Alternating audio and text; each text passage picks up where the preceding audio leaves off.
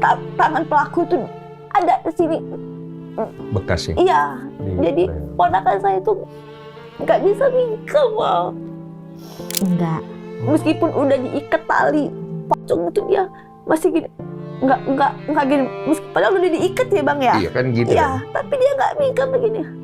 Kehilangan anak adalah luka yang sangat sulit untuk dijelaskan. Tapi kehilangan dengan cara yang seperti ini jelas meninggalkan trauma dan luka yang sulit disembuhkan.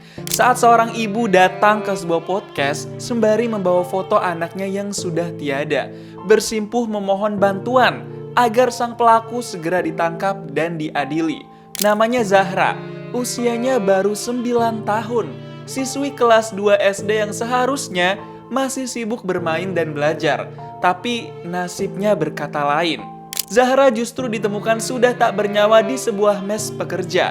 Jasadnya menyimpan banyak luka, bukan hanya fisik, tapi juga luka sosial yang menyentuh banyak orang.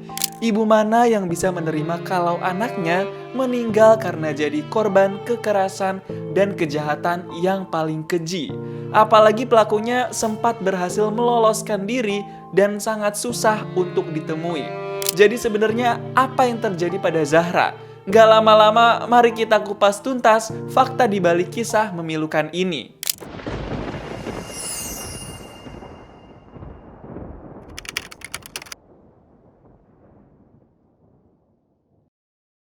Balik lagi di channel Istana Media. Di video kali ini kita akan membahas tragedi memilukan yang meninggalkan luka.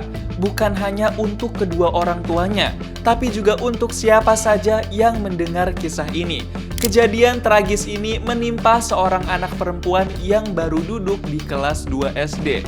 Kejadian ini awalnya mungkin tidak terdengar oleh banyak orang, karena terjadi jauh dari riuk-pikuk keramaian kota. Tapi siapa sangka, setelah kisahnya naik ke media sosial, banyak telinga dan mata yang tertuju pada kisah pilu ini. Banyak orang yang dengan sukarela membantu proses pencarian pelaku. Kasus ini membuat banyak orang geram dan juga sedih. Apalagi waktu sang ibu menceritakan semuanya dengan suara yang bergetar, berusaha untuk tetap tegar. Seperti apa kisah selengkapnya? Nggak lama-lama, mari kita breakdown sekarang. Kejadian ini bermula pada Minggu pagi 22 Juni 2025. Pagi itu, seperti biasa orang tua Zahra harus berangkat lebih awal ke kebun tebu. Sebelum berangkat, Zahra sempat menyapa dan berbincang dengan ibunya soal jemuran, bekal makan siang, hingga jajan untuk dia dan adiknya. Momen-momen kecil yang ternyata jadi pertemuan terakhir mereka. Setelah orang tuanya pergi, Zahra yang saat itu baru berusia 10 tahun lanjut menemani adiknya di bedeng atau rumah. Sekitar pukul 07.30 WIB, dia mengajak adiknya mandi. Tapi sang adik menolak dan hanya ingin makan saja. Zahra pun masuk ke dapur, menggoreng telur, dan menyuapi adiknya dengan telaten. Setelah adiknya makan, Zahra sempat mengajak beberapa teman sebayanya yang tinggal di bedeng untuk mandi bareng di pemandian umum. Tapi nggak ada satupun yang mau ikut. Akhirnya Zahra mandi sendiri ke tempat pemandian yang biasa digunakan warga. Tempatnya terbuka, tanpa atap, dan dibagi dua untuk perempuan serta laki-laki. Sekitar pukul 09.00 WIB, Zahra belum juga pulang. Sang kakak yang merasa adiknya terlalu lama mulai khawatir. Dia menyusul ke tempat pemandian, tapi yang ditemukan hanya handuk dan sabun Zahra. Kakaknya kembali ke rumah dan mengira Zahra mungkin sedang bermain. Tapi sampai pukul 10.00 WIB, Zahra nggak muncul juga.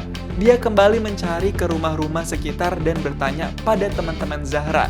Jawabannya sama, Zahra pamit pergi mandi dan nggak ada yang melihat lagi setelah itu. Pukul 13.30 WIB, orang tua Zahra akhirnya pulang. Setelah mendengar aduan dari anak pertamanya, mereka mulai berpencar mencari Zahra. Tapi sampai sore hari, nggak ada tanda-tanda keberadaan Zahra. Nggak menyerah, sang ibu akhirnya melapor pada ketua RT dan minta bantuan. Ketua RT pun mengumumkan lewat pengeras suara masjid agar warga ikut membantu pencarian. Satu persatu rumah bedeng diperiksa, tapi ada satu yang belum dibuka. Bedeng milik Haryanto, seorang pria yang sudah tinggal sendirian di sana selama 3 tahun. Bedeng itu tergembok dari luar dan terlihat sepi. Karena curiga, warga meminta izin pada mandor untuk membuka paksa pintunya. Setelah mendapat izin, 3 warga masuk ke dalam dengan penerangan seadanya dari senter HP. Mereka sempat nggak menemukan apapun, tapi waktu mau keluar, salah satu dari mereka melihat jempol kaki kecil menyembul dari balik tikar. Saat tikar diangkat, ternyata itu adalah Zahra. Tubuh kecilnya ditemukan tanpa busana, dalam kondisi sudah tak bernyawa.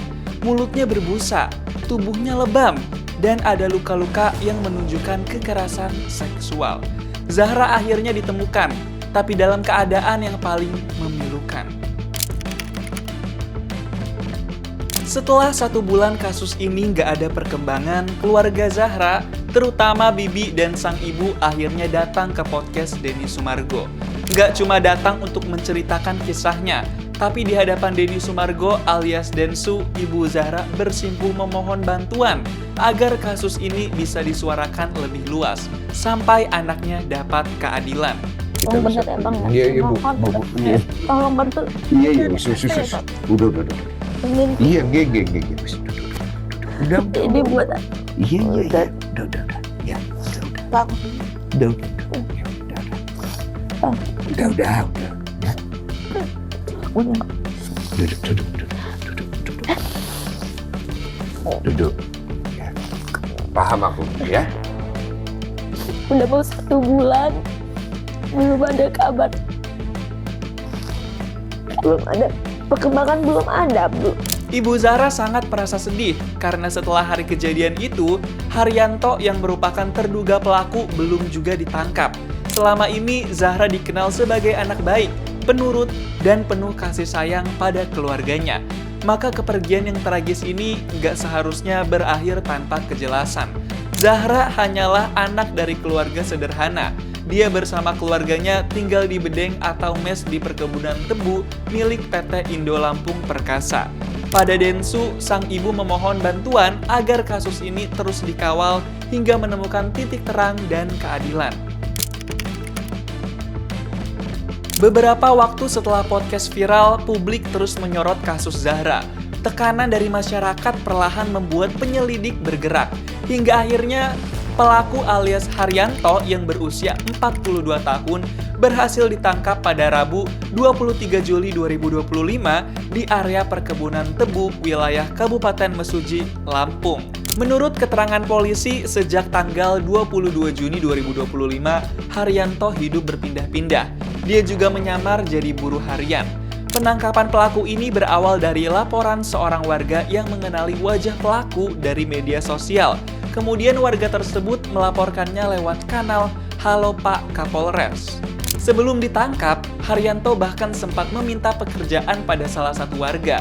Dan sejak 16 Juli 2023, dia bekerja di kebun tebu milik PT Silpa. Hasil dari penyelidikan menemukan kalau pelaku sempat berusaha untuk menghilangkan jejak kejahatannya dengan cara membakar bedeng. Polisi menemukan ada panci gosong di atas kompor gas, dan perbuatan itu juga diakui oleh Haryanto. Yang membuat hati semakin miris adalah cara dia membujuk Zahra. Dia menggunakan bakwan, makanan sederhana, untuk mendekati korban sebelum dieksekusi. Sedangkan untuk motif kejahatan, polisi menyebut kalau pelaku tergoda karena saat itu dia melihat korban baru selesai mandi. Sekarang pelaku sudah diamankan dan menjalani proses hukum. Tapi bagi keluarga Zahra, terutama sang ibu, penangkapan ini belum sepenuhnya menutup luka. Meski pelakunya sudah tertangkap, rasa kehilangan dan trauma nggak akan mudah disembuhkan.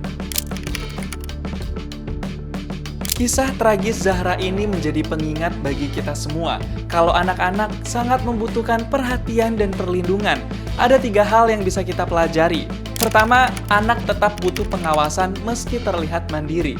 Zahra dikenal rajin dan dewasa untuk usianya, tapi pada akhirnya tetap saja ia masih anak-anak yang rentan. Maka dari itu, jangan pernah menganggap kalau anak-anak sudah bisa menjaga dirinya sendiri sepenuhnya. Kedua, lingkungan harus bisa jadi pelindung. Anak-anak sering bermain, mandi, dan beraktivitas di luar rumah. Maka penting bagi orang sekitar untuk ikut menjaga dan peduli. Ketiga, anak bukan hanya tanggung jawab orang tua. Kasus Zahra menunjukkan kalau perlindungan anak adalah tanggung jawab bersama. Kita semua punya peran untuk memastikan anak-anak tumbuh di lingkungan yang aman. Zahra memang sudah pergi, tapi kisahnya akan terus diingat.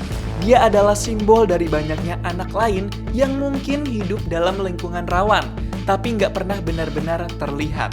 Tragedi ini menjadi alarm untuk kita. Kalau jadi orang dewasa bukan cuma soal usia, tapi tentang tanggung jawab melindungi yang lemah. Gimana menurut kamu? Sudah cukupkah kita menjaga anak-anak di sekitar kita? Coba jawab di kolom komentar ya. Jangan lupa untuk like dan subscribe, serta pastikan untuk nyalakan lonceng notifikasinya agar kamu nggak ketinggalan konten breakdown selanjutnya.